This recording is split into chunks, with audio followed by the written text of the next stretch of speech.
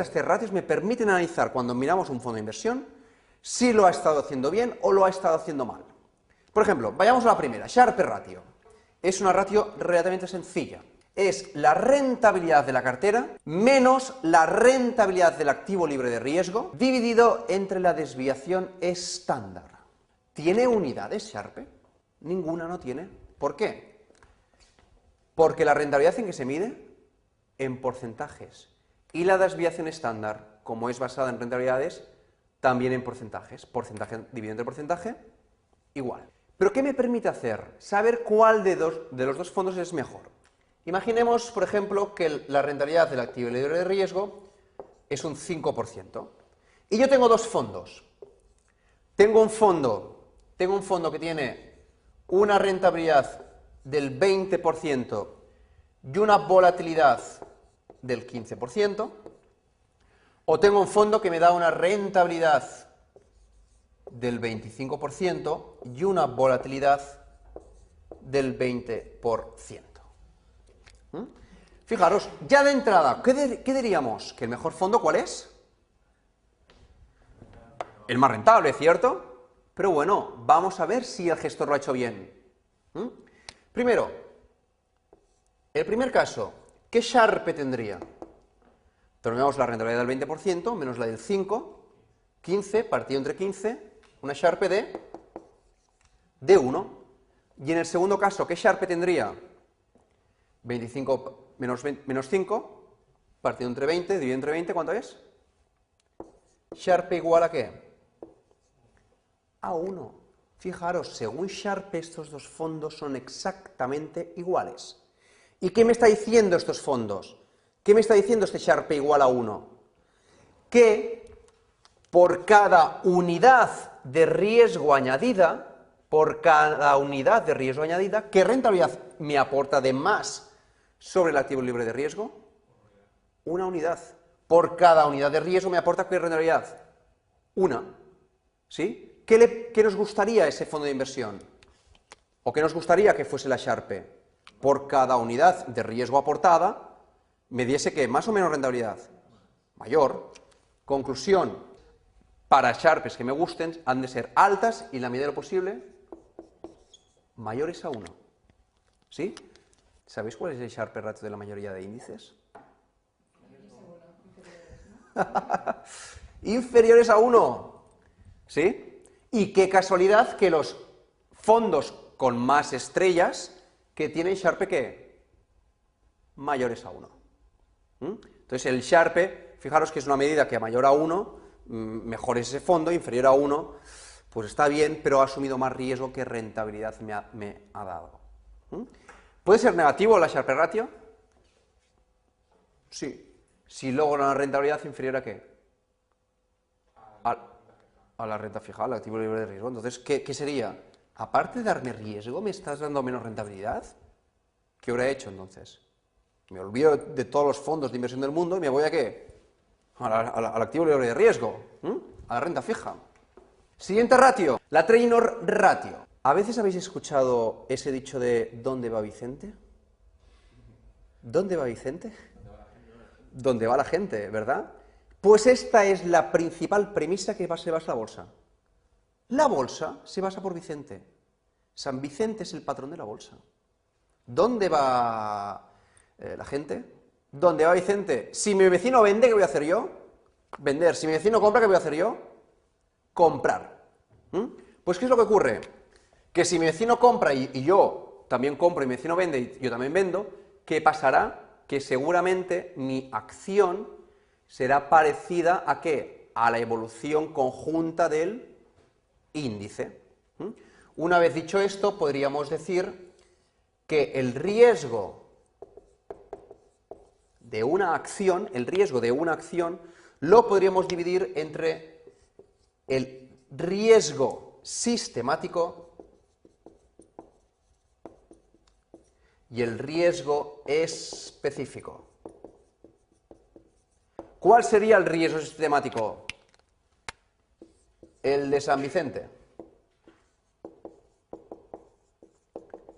El de San Vicente, el que no lo puedo quitar. ¿Por qué? Porque todo el mundo va con San Vicente.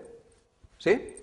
y el riesgo específico, el normal. Entonces, todo el riesgo es lo que se le llama la desviación estándar, o la volatilidad que hemos utilizado antes, y ahora, ¿qué pequeño matiz hacemos con la Trainor Ratio?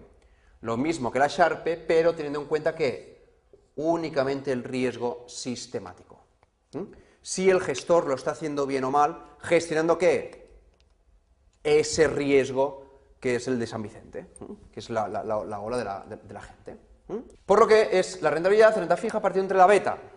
¿Y la beta qué sería? ¿Cuánto se mueve mi acción por cada unidad de rentabilidad que se mueve el índice? ¿Cuánto se mueve mi acción por cada unidad de rentabilidad que se mueve mi índice? Y ya veréis, la beta. La beta puede tomar valores positivos o negativos. Si es positivo, ¿qué significa? Que si el índice sube, ¿qué hace mi acción? Sube. Si el índice baja, ¿qué hace mi acción? Baja. Si es negativo, ¿qué significa? Que si mi índice sube, ¿qué hace la acción? Baja, porque hace lo contrario. Y si el índice baja, ¿qué hace la acción? Sube. Además, esta beta también puede ser mayor a 1 o menor a 1. Si es mayor a 1, ¿qué significa? Que si el índice sube un 1, ¿cuánto sube mi acción? Más de un 1. Pero eso sí, cuando baja un 1, ¿qué hace mi acción? Baja más de un 1. Y la beta menor a 1, ¿qué sería? Que si el índice sube un 1, ¿qué hace mi acción? Sube menos que un 1%. Pero si cuando baja un 1%, ¿qué hace mi acción? Baja menos de un 1%. Gráficamente, ¿cómo sería todo esto? Gráficamente, ¿cómo sería todo esto? Imaginaros que el azul es el índice, la evolución del índice, y en negro tengo una acción, y en rojo tengo otra acción. La pregunta que os hago es la siguiente. ¿Cuál de las dos acciones, la negra o la roja, es más arriesgada? ¿O cuál de las dos acciones le recomendaríais a vuestro abuelo? La roja no, porque el pobre hombre ya es mayor tal cual y, oye, para que no se espante y tal y se asuste y él, ¿no? Oye, el marcapasos ahí saltando y tal, ¿no? Oye, pues la rojita, ¿no? ¿Verdad? Más tranquilita. Y la negra, ¿para quién sería?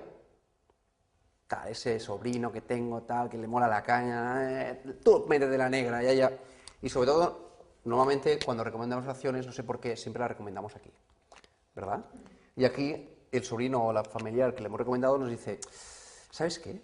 Aquí no me recomiendas más. Aquí dicen vende, ¿vale? Por lo que cuando la teoría o la premisa básica para invertir en bolsa, y siempre es, cuando la bolsa sube, vende. Y cuando la bolsa baja, que es normalmente lo que hacemos la mayoría de la gente al revés. Pero bueno, cierro paréntesis. Fijaros, la negra, ¿qué beta tendría la acción negra? Mayor a 1, porque cuando el índice sube un 1%, ¿qué sube la acción? Más del 1%. Y de lo contrario, cuando baja, baja más del 1%. Y menor sería la roja. Trainor ratio, ¿qué me gustaría que fuese esa trainor ratio? Me gustaría que fuese cuanto mayor, mejor. ¿Por qué razón? Porque cuanto mayor significa que más bien gestionada está ese riesgo sistemático. Y por último, la alfa de Jensen. La alfa de Jensen me encanta esta frase porque pone, compara la rentabilidad obtenida con la rentabilidad teórica según el modelo CAPM. CAPM responde a las siglas Capital Asset Pricing Model. Modelo de precios activos capital. Es un modelo que me dice cuál sería la rentabilidad teórica dados unos niveles de riesgo. Y fijaros que otra vez aparece ¿qué nivel? La beta. Entonces, el alfa de Jensen, ¿en qué se basa? En riesgo ¿qué? Sistemático. ¿Cuál sería el alfa? La rentabilidad teórica comparada con la rentabilidad real. Esta alfa de Jensen significa la habilidad que tiene el gestor. Si el gestor no tiene ninguna habilidad y no tiene ni habilidad ni positiva ni negativa, ¿cómo será el alfa de Jensen? 0. ¿Sí? ¿Quién tiene alfa de Jensen igual a 0? El índice. La rentabilidad del índice teórica es exactamente a la real. Y un gestor que lo ha hecho muy bien, ¿cuál sería su rentabilidad alfa? Positiva. Por lo tanto, nos gustan rentabilidades o ratios alfa de Jensen en la medida de lo posible que positivas, y cuanto más altas, mejor. Pregunta, ¿pueden haber alfas negativas? Sí. Si tiene alfas negativas, ¿qué significa? Que la habilidad del gestor ha sido nula. Que mejor no haga nada, exacto. ¿Sí? Mejor es decirle, oye, toma el índice, lo replicas y a dormir. Por tanto, como conclusión, fijaros que ya tenemos 3 medidas de riesgo, de rentabilidad ajustada al riesgo, para poder discernir si elegir o poder elegir un fondo u otro. La Sharpe, ¿qué me gustaría la Sharpe que fuese? 1 o mayor a 1, Trainor elevado y alfa de Jensen positivo, y si puede ser elevado. Cuanto mayor, mejor.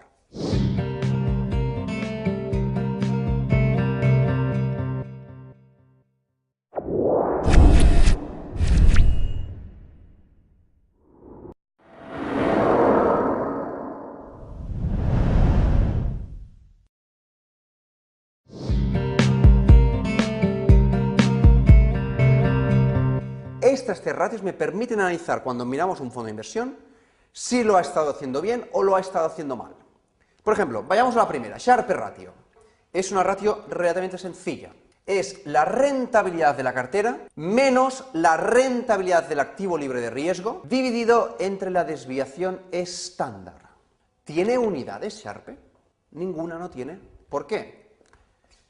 Porque la rentabilidad en que se mide en porcentajes.